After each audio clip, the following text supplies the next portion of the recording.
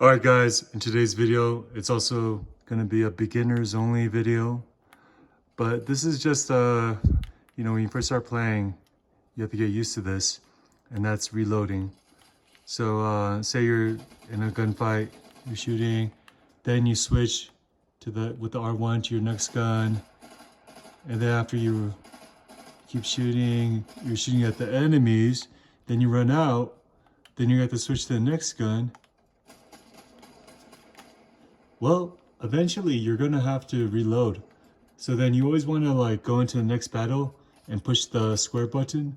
Sometimes it automatically reloads for you, but see, I pushed the square button.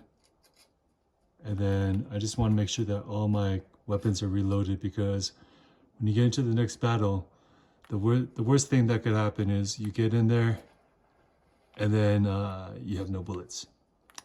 Yeah. So anyways, just a quick simple video for beginners. Yeah, make sure that you're always reloaded. All right. Thanks for watching, guys. Wait, watch me kill this person real fast.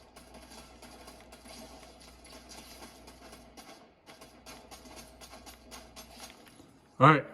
Thanks for watching, guys. See you next time.